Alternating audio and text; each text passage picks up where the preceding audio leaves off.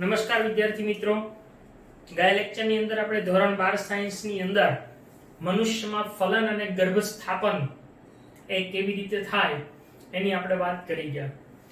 આજે આપણે એના પછીનો આગળનો ટોપિક જોવાનો છે ગર્ભધારણ અને ગર્ભ વિકાસ. જ્યારે ફલન થઈ અને ફલિતાંડનું નિર્માણ થાય અને પછી એ ફલિતાંડ છે એ ક્રમશઃ અંડવાહિનીમાંથી એ ગર્ભાશયની દિવાલમાં સ્થાપન પામે છે.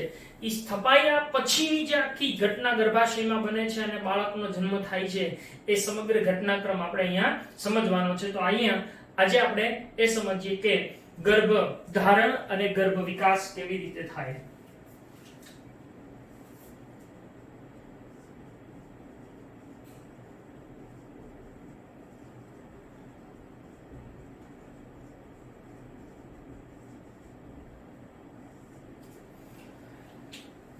સામાન્ય રીતે ગર્ભધારણ એ એવી ઘટના છે કે જેમાં ફલિતાંડ છે એ જ્યારે મોરુલા અવસ્થા પસાર કરી અને પછી એ જ્યારે ગર્ભકોષ્ઠ કોથળીની અવસ્થા ધારણ કરે છે ત્યારે એ ગર્ભાશયની દિવાલમાં સ્થપાય છે, જે આપણે જોઈ ગયા હતા. ત્યારે એની પાસે બે સ્તર હોય, બહારનું એક પોષક સ્તર અને અંદરનો અંતઃકોષોનો સમૂહ હોય છે. તો આવી અવસ્થામાં એ જ્યારે ગર્ભાશયમાં દાખલ થાય છે, એની અંદર સ્થપાય છે, ત્યારે સૌથી પહેલું શું જોવા મળે છે તો કે ગર્ભસ્થાપન બાદ આપણને શરૂઆતની અંદર જે બહારનું પોષક સ્તર છે એ પોષક સ્તરમાં આંગળી જેવા પ્રવર્ધો આપણને જોવા મળે છે. એ આંગળી જેવા પ્રવર્ધોને જરાયુજ અંકુરકો તરીકે ઓળખવામાં આવે છે. આવા જરાયુજ અંકુરકો એ મુખ્યત્વે શું હોય છે તો કે આ જરાયુજ અંકુરકો છે એ મુખ્યત્વે જે ગર્ભાશયની પેશીઓ હોય એ પેશીઓ અને માતાના રુધિર દ્વારા ઘેરાયેલા હોય છે. એટલે આમ સૌપ્રથમ આપણને જરાયુજ અંકુરકોનું નિર્માણ થતું જોવા મળે છે. તો એ કેવું હોય એને આપણે આકૃતિ દ્વારા સમજશું. બરાબર છે? તો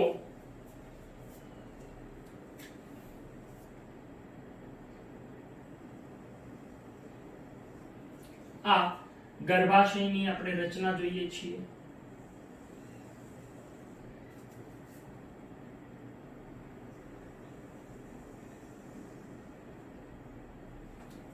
બરાબર? આ ગર્ભાશયનું અંદરનું સ્તર જેને આપણે એન્ડોમેટ્રિયમ કહીએ છીએ.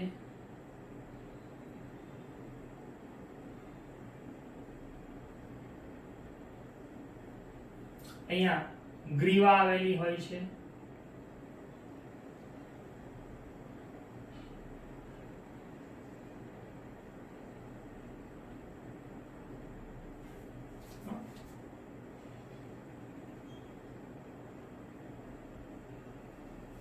હવે આપણે એક સમજૂતી માટે આકૃતિ દ્વારા સમજીએ કે આ ગર્ભાશયની જે દિવાલ છે એ ગર્ભાશયની દિવાલમાં અહીંયા આગળ એક ખાસ પ્રકારની આવી આપણને રચના જોવા મળે છે.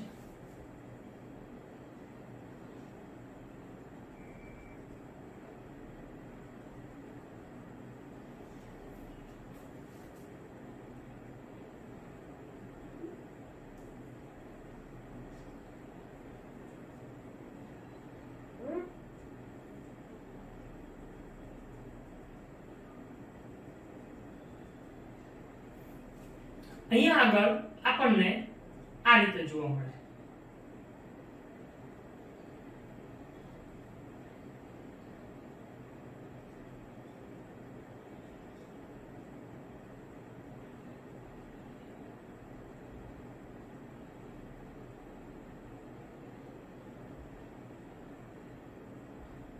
આ જે રચના છે એ જરાયુજ અંકુરકો છે.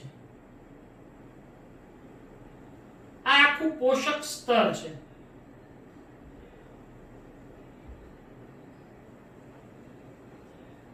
બરાબર?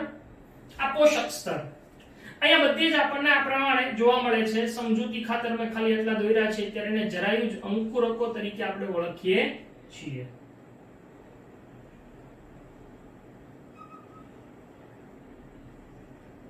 બરાબર? હવે અહીંયા આગળ ખાસ આ રીતની રચના જોવા મળે છે.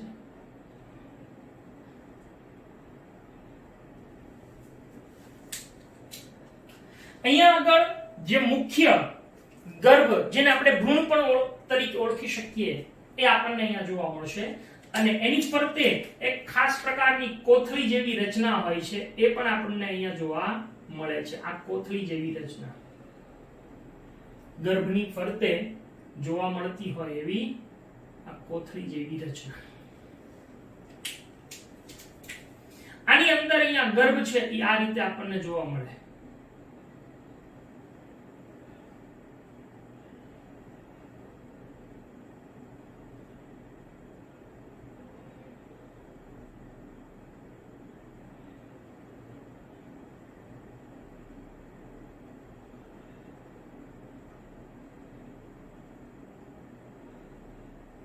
બરાબર, આ રીતે આપણને આ ભ્રૂણ અથવા ગર્ભ જોવા મળે છે.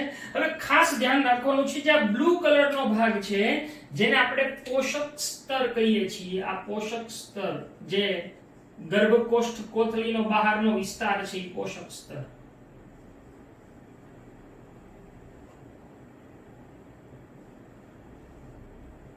બરાબર છે. એની અંદર આ ગ્રીન કલરની છે એ ઉલ્બ કોથળી છે. હવે અહીંયા આગળ સૌથી અગત્યની રચના જે જોવા મળે છે એ આ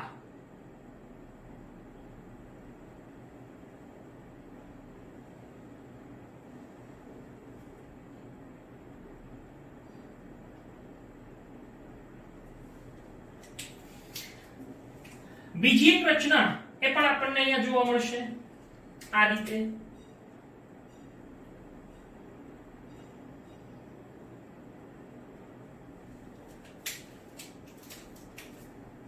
અને અહીંયા આ છે આમ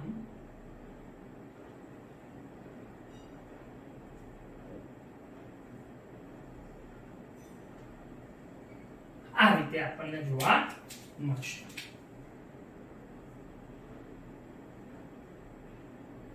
બરાબર, તો અહીંયા આગળ જે આખી રચના તૈયાર થઈ એ ગર્ભની અંદર જે જરાયુનું નિર્માણ થાય છે એ. હવે આપણે પહેલા નામ નિર્દેશન કરી લઈએ તો આ જે બ્લુ કલરના છે એ કહેવાય છે જરાયુજ અંકુરકો. આવડી આ જે ખાલી રચના છે, ખાલી ભાગ છે એ આખી છે ગર્ભાશયની ગુહા. બરાબર, અહીંયા સૌથી અગત્યનું નામ નિર્દેશન આ ભાગની અંદર તો આ બ્લુ કલરનો છે એ છે પોષક કોષો યુક્ત સ્તર, એટલે કે પોષક સ્તર એમ પણ આપણે કહી શકીએ. આ ગ્રીન કલરનું અંદરની છે એ ઉલ્વ કોથળી. એની અંદર આ ભાગ છે એ ગર્ભ અથવા તો એને આપણે કહીએ છીએ ભ્રૂણ. ત્યાર પછી સૌથી બીજી અગત્યની રચના જે બ્લેક કલરની છે એને કહેવાય છે ગર્ભનાળ, જે રુધિર વાહિનીઓ સાથે હોય છે, એટલે કે રુધિર વાહિનીઓ ધરાવતી ની ગર્ભનાળ. અહીંયા આગળ જે લાલ કલરની નાની અમથી રચના જોવા મળે છે એને કહેવામાં આવે છે જરદી કોથળી. બરાબર, એ છે જરદી કોથળી. અહીંયા આગળ આ બંને સંયુક્ત રીતે આખી જે બનાવેલી ગર્ભનાળ હોય આ જરદી કોથળી. બરાબર, હવે અહીંયા જે ભાગ છે ગ્રીવા એની અંદર અહીંયા શ્લેષ્મ આપણને જોવા મળે છે. જ્યારે ગર્ભનું નિર્માણ થઈ ગયું હોય ત્યારે આ શ્લેષ્મ હોય છે.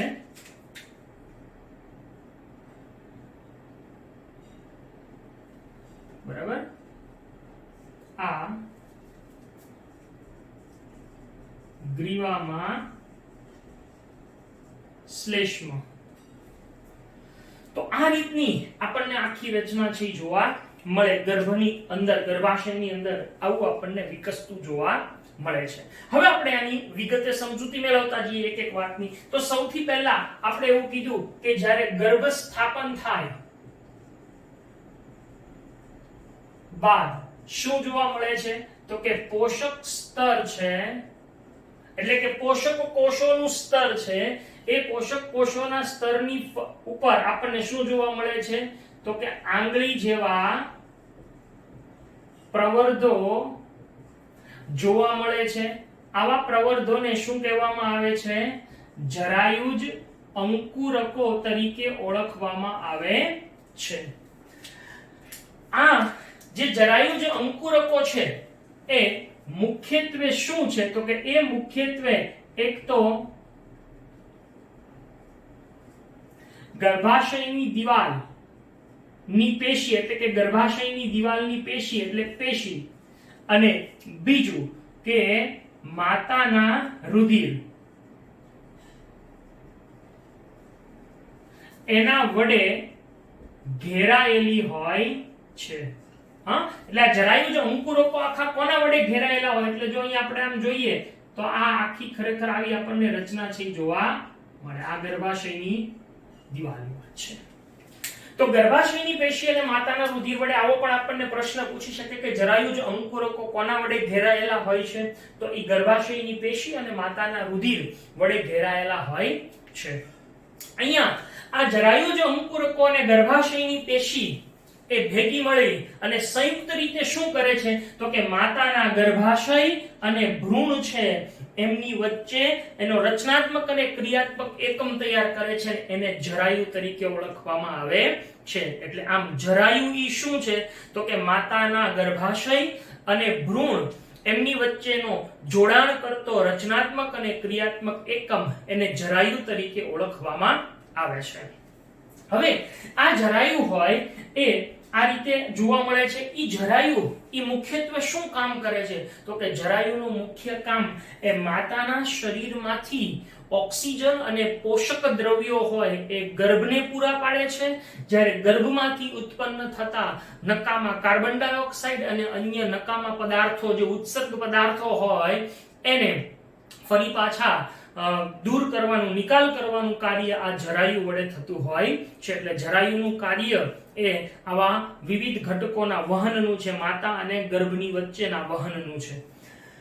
બીજી એક વાત કે આ જરાયુ માત્ર આવું વહનનું કાર્ય નથી કરતો, સાથે સાથે જરાયુ છે એક અંતઃસ્ત્રાવી ઘટક તરીકે, અંતઃસ્ત્રાવી પેશી તરીકે પણ વર્તે છે અને એ જુદા જુદા પ્રકારના અંતઃસ્ત્રાવોનો સ્ત્રાવ પણ કરે છે. તો જોઈએ ઈ કયા કયા અંતઃસ્ત્રાવોનો સ્ત્રાવ કરે છે. તો સૌપ્રથમ કે જરાયુજ અંકુરકો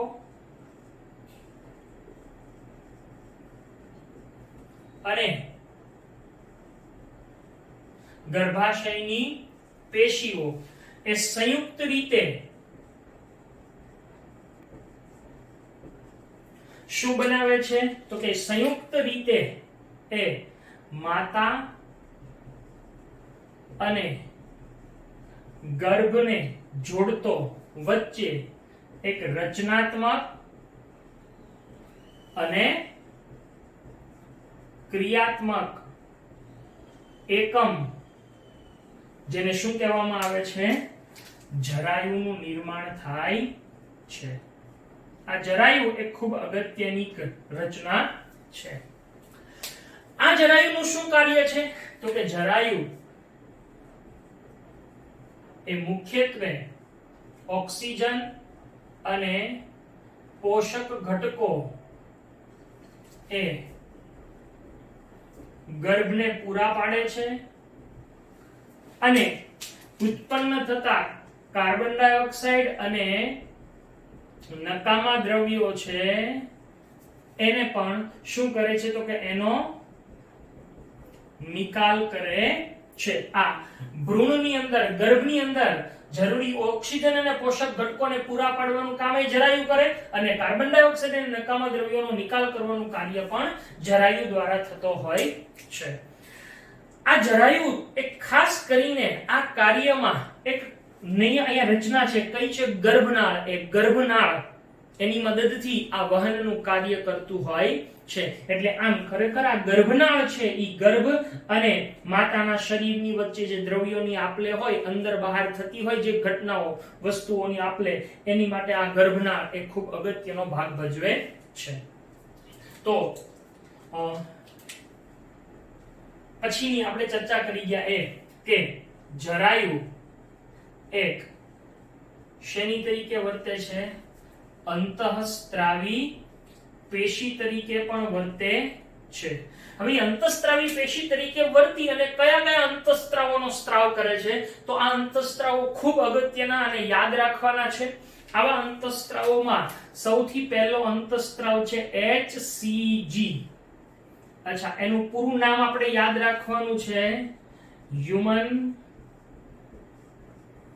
કોરિયોનિક ગોનાડોટ્રોફિન. હ્યુમન કોરિયોનિક ગોનાડોટ્રોફિન. સેકન્ડ, બીજો અંતઃસ્ત્રાવ છે HPL એટલે કે હ્યુમન પ્લેસેન્ટલ લેક્ટોજેન. ત્રીજો અંતઃસ્ત્રાવ અને ચોથો જેને તમે જાણો છો એસ્ટ્રોજન્સ અને પ્રોજેસ્ટોજેન્સ. આવા અંતઃસ્ત્રાવો એનું નિર્માણ કોણ કરે છે? જરાયુ કરે છે. આ પ્રશ્ન સ્વરૂપે આપણને પૂછાય છે કે જરાયુ કયા કયા અંતઃસ્ત્રાવોનો સ્ત્રાવ કરે છે. અચ્છા, આ ઉપરાંત અંડપિંડ છે ઈ ગર્ભાવસ્થાને અંતે એક બીજા અંતઃસ્ત્રાવનો સ્ત્રાવ કરે છે જે ઈસ્ટ્રોજન ને પ્રોજેસ્ટેરોનનો તો સ્ત્રાવ કરે જ છે, પણ સાથે સાથે એ બીજા એક અંતઃસ્ત્રાવનો સ્ત્રાવ કરે છે, એનું નામ છે રિલેક્સિન. તો ગર્ભાવસ્થા દરમિયાન અંડપિંડમાંથી રિલેક્સિન. હવે જો કયો અંતઃસ્ત્રાવ ક્યાંથી નિર્માણ પામે ખાસ યાદ રાખવાનું છે.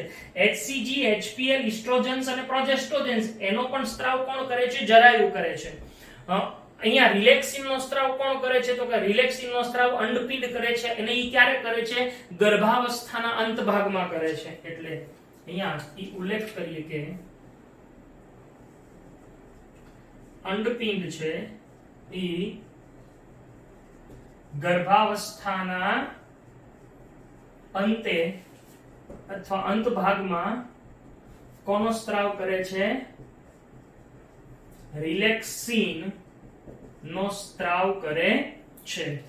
આમ આવો પણ એક પ્રશ્ન આપણને પૂછાય છે કે આમ ગર્ભાવસ્થા દરમિયાન, માત્ર ગર્ભાવસ્થા દરમિયાન જ ઉત્પન્ન થતા અંતઃસ્ત્રાવો કયા કયા? તો ગર્ભાવસ્થા દરમિયાન ઉત્પન્ન થતા અંતઃસ્ત્રાવોમાં એક HCG, એક HPL અને એક આ રિલેક્સિન. એટલે એવો પણ આપણને પ્રશ્ન પૂછાય છે, એટલે એ પણ આપણે યાદ રાખશું કે ગર્ભાવસ્થા દરમિયાન જ ઉત્પન્ન થતા અંતઃસ્ત્રાવો તો ઈ ત્રણ જ છે. કયા કયા? HCG, HPL અને રિલેક્સિન. ઓકે, નેક્સ્ટ કે અહીંયા આગળ આ ગર્ભનાળ છે ઈ જરાયુ અને ગર્ભની વચ્ચે ના એક માધ્યમ તરીકે વર્તી અને વહનમાં મદદરૂપ થાય છે. એટલે ગર્ભનાળ એ પણ ખૂબ અગત્યનું કાર્ય કરે છે.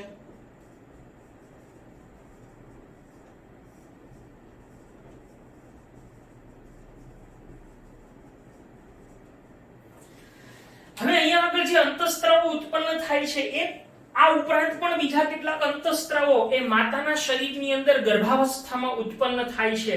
આવા અંતઃસ્ત્રાવો કયા કયા? એક ઈસ્ટ્રોજન્સ, પ્રોજેસ્ટોજન્સ જે ઓલરેડી ઉત્પન્ન થતા જ હોય છે. આ ઉપરાંત કોર્ટિસોલ, ત્યાર પછી છે પ્રોલેક્ટિન જે તમે 11મા ધોરણની અંદર ભણીને આવ્યા છો. પ્રોલેક્ટિનનો સ્ત્રાવ થાય છે પિટ્યુટરી ગ્રંથિમાંથી. અને એક અંતઃસ્ત્રાવ એ છે કે ભાઈ આ બધા અંતઃસ્ત્રાવો એટલે કે પ્રોલેક્ટિન અને થાઇરોક્સિન, આવા અંતઃસ્ત્રાવોની માત્રા શરીરમાં વધે છે. અચ્છા, આવા અંતઃસ્ત્રાવોની માત્રા વધવાથી શું થાય, એનો ફાયદો શું?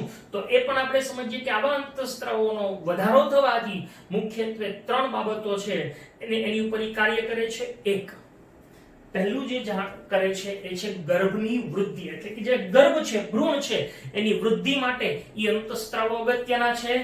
બીજું કે એ માતાના શરીરમાં જે ચયાપચયિક ફેરફારો થાય છે ગર્ભાવસ્થા દરમિયાન એ ફેરફારો માટે.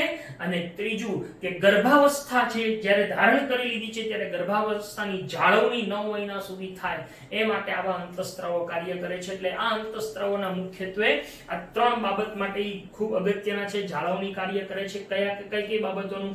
એક, પહેલું એક ગર્ભની વૃદ્ધિ માટે, બીજું માતાના ચયાપચયિક ફેરફારો, અને ત્રીજું કે ગર્ભાવસ્થા છે એની જાળવણી એની માટે એ મદદરૂપ થાય છે.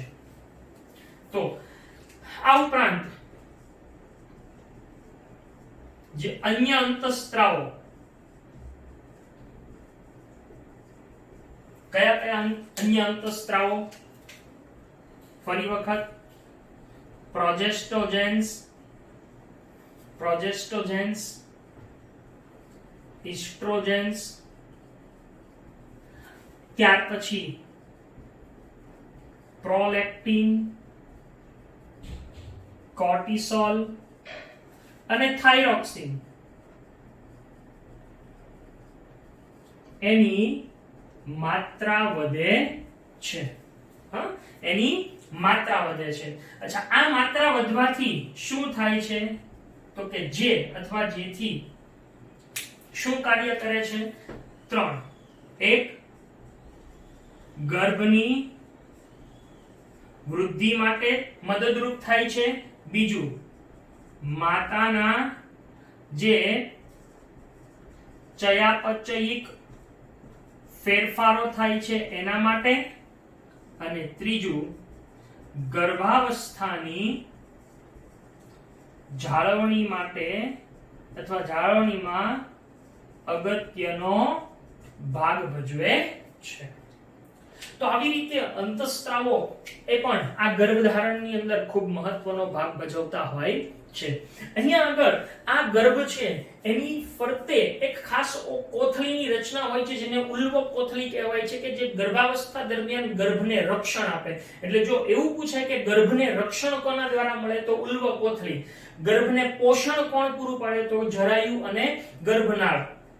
અહીંયા આગળ ઉલ્વક કોથળીની અંદર એક ખાસ પ્રવાહી ભરેલું હોય છે જેને ઉલ્વક પ્રવાહી તરીકે પણ ઓળખવામાં આવે છે. એટલે આ બાબતનો ઉલ્લેખ આપણને ટેક્સ્ટબુકની અંદર કરેલો નથી, એટલે છતાં પણ તમને અહીંયા કહી દઉં છું કે ઉલ્વક કોથળી એ ગર્ભને રક્ષણ આપે છે અને એની અંદર એક ઉલ્વક પ્રવાહી ભરેલું હોય છે.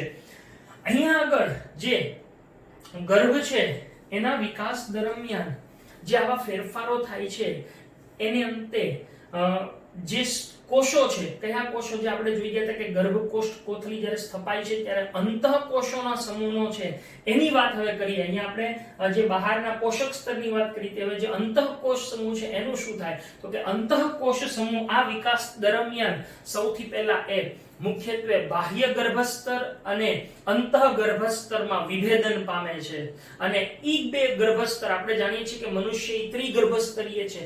તો એ બે ગર્ભસ્તરો એનું નિર્માણ શેમાંથી થાય છે? આ અંતઃકોષ સમૂહમાંથી થાય છે. અને તરત જ તે એની વચ્ચે એક મધ્ય ગર્ભસ્તરનું પણ નિર્માણ થાય છે. અને આ ત્રણેય ગર્ભસ્તરો છે એ શું કાર્ય કરે છે? તો કે આ ત્રણેય ગર્ભસ્તરો એ મુખ્યત્વે જુદા જુદા અંગો અને પેશીઓના નિર્માણ માટે મહત્વનો ભાગ ભજવે છે.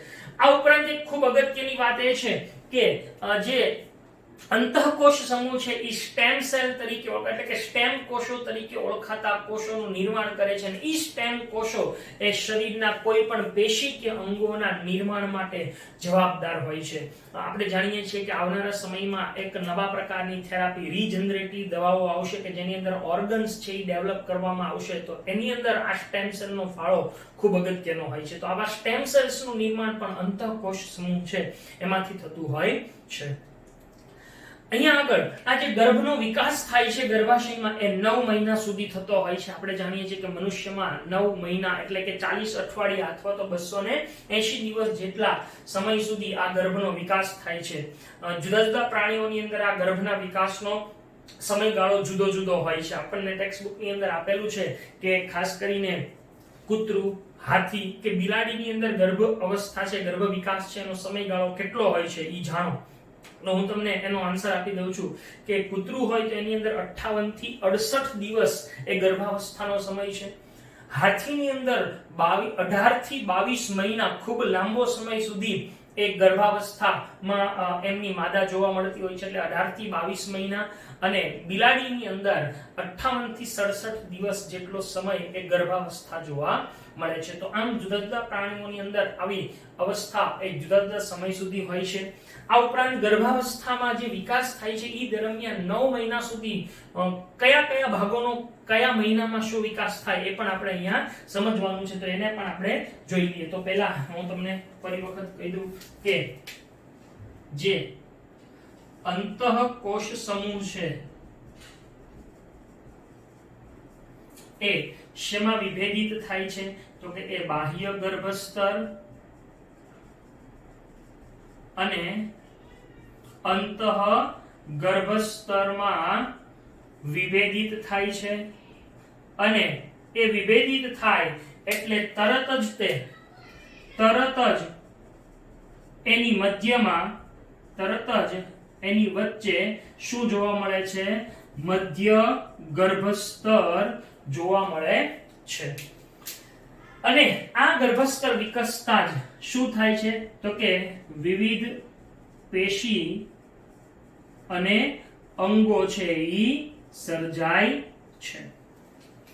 આ ઉપરાંત અહીંયા અંતઃકોશ સમૂહ છે એ સ્ટેમ કોષો તરીકે ઓળખાતા જે કોષો છે, બરાબર, સ્ટેમ સેલ્સ જેને કહીએ છીએ, એવા સ્ટેમ કોષો એનું નિર્માણ કરે છે। અને એ સ્ટેમ કોષો એ શરીરની કોઈ પણ પેશી કે અંગનું નિર્માણ કરી શકવા માટે સક્ષમ હોય છે। એક જ કોષમાંથી કોઈ પણ પેશી કે અંગનું નિર્માણ થઈ શકે છે। આ ઉપરાંત મનુષ્યની અંદર જે ગર્ભ વિકાસ છે એનો સમય કેટલો હોય છે? 9 મહિના જેટલો જોવા મળે છે। જુદા જુદા પ્રાણીઓની અંદર ખાસ કરીને કૂતરા, હાથી અને બિલાડી એની અંદર ગર્ભાવસ્થાનો સમય કેટલો હોય છે? તો આ જાણકારી માટે છે કે કૂતરાની અંદર 58 થી 68 દિવસ જેટલો હોય છે, હાથીની અંદર 18 થી 22 મહિના જેટલો હોય છે, અને બિલાડીની અંદર 58 થી 67 દિવસ। એટલે આમ ગણીએ તો કૂતરા અને બિલાડીમાં અંદાજે લગભગ સરખો સમયગાળો જોવા મળે છે। આ એક કુદરતી ઘટના છે એટલે આમાં સમયમાં ફેરફાર થઈ શકે, બરાબર છે, એમ 1-2 દિવસમાં વેરિએશન હોઈ શકે। હવે મનુષ્યની અંદર ગર્ભાવસ્થા દરમિયાન જે 9 મહિના સુધી જે વિકાસ થતો હોય એ દરમિયાન કેવા કેવા ફેરફારો થાય એના અમુક બાબતો આપણને અહીં આપેલી છે તો આપણે જોવાની છે। એટલે ગર્ભાવસ્થા દરમિયાન થતા ફેરફારો।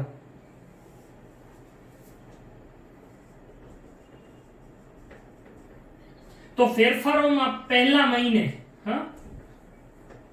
અહીંયા હું લખીશ મહિનો। જ્યારે પહેલો મહિનો હોય ત્યારે સૌથી અગત્યની વાત કે પહેલા મહિનામાં અને અંતે લગભગ હૃદય છે, ભ્રૂણનું હૃદય હોય ઈ ધબકે છે અને એના ધબકારા સ્ટેથોસ્કોપ વડે સાંભળવામાં આવે છે કે જે સૌથી અગત્યની ઘટના છે। એટલે આમ પહેલા મહિને ભ્રૂણનું હૃદય વિકસે છે અને સ્ટેથોસ્કોપ દ્વારા એના ધબકારા માપી શકાય છે, એના સાંભળી શકાય છે। તો પહેલું છે ભ્રૂણનું હૃદય વિકસે અને સ્ટેથોસ્કોપ વડે ધબકારા સાંભળવામાં આવે છે। આ પહેલા મહિનામાં થતો ફેરફાર। બીજા મહિને થતો ફેરફાર, અચ્છા, બીજા મહિને શું થાય છે તો કે ખાસ કરીને ઉપાંગો છે એના વિકાસની શરૂઆત થાય છે। બીજા મહિને શું થાય છે? ઉપાંગોના વિકાસની શરૂઆત થાય છે। એટલે ઉપાંગોનો અને આંગળીઓનો વિકાસ થાય છે। એટલે ઉપાંગો અને આંગળીઓનો વિકાસ થાય છે।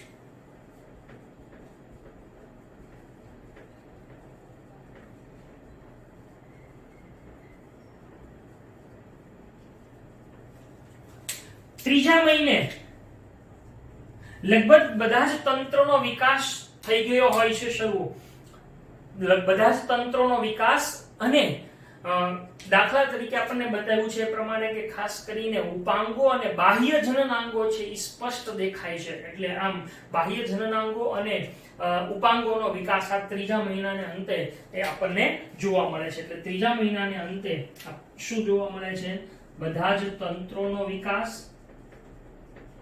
બધા જ તંત્રોનો વિકાસ ઉપરાંત અહીંયા ઉદાહરણ તરીકે આપ્યું છે કે ઉપાંગો અને બાહ્ય જનનાંગો છે એ સ્પષ્ટ જોવા મળે છે. પાંચમા મહિને શું થાય તો કે પાંચમા મહિને હવે ગર્ભ છે એની અંદર સ્પષ્ટ રીતે હલનચલન જોવા મળે છે અને માથાના વાળનો વિકાસ છે એ જોવા મળે. એટલે પાંચમા મહિને ગર્ભનું હલનચલન અને માથાના વાળનો વિકાસ થતો જોવા મળે છે, થઈ ગયો હોય છે. છઠ્ઠા મહિને શરીરની ફરતે વાળ જોવા મળે છે. છઠ્ઠા મહિને શરીરની ફરતે વાળ જોવા મળે છે. ઉપરાંત આંખના જે પોપચા હોય એ છૂટા પડે છે અને પાંપણનો વિકાસ શરૂ થાય છે. બરાબર. એટલે છઠ્ઠા મહિનામાં થતો ફેરફાર, શરીર ફરતે વાળ જોવા મળે છે અથવા તો શરીર વાળથી ઘેરાયેલું હોય છે. બીજું કે આંખના પોપચા છે ઈ છૂટા પડે છે અને પાંપણ છે એના વાળ જોવા મળે છે.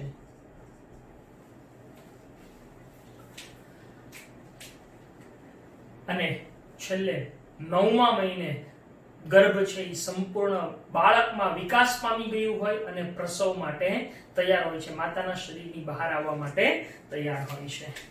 નવમા મહિને એ સંપૂર્ણ વિકાસ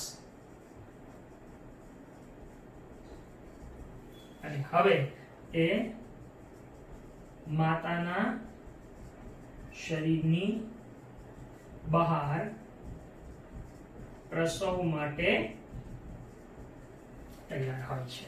લો, તો આ રીતે મનુષ્યની અંદર ગર્ભધારણ અને ગર્ભનો વિકાસ થતો જોવા મળે છે અને આવા જુદા જુદા ફેરફારો થતા જોવા મળે છે. આપણને નીટની અંદર આમાંથી સામે મહિના અને એની સામે થતો ફેરફાર, એના ક્રમ આડાઅવળા આપ્યા હોય અને આપણને જોડકા જોડો એવું પણ પૂછી શકે. તો આ રીતે અહીંયા ગર્ભધારણ અને ગર્ભ વિકાસ છે એ પૂર્ણ થાય છે. આવતા લેક્ચરની અંદર આપણે દૂધ સ્ત્રાવની વાત કરી અને પ્રકરણને પૂર્ણ કરશું. Thank you.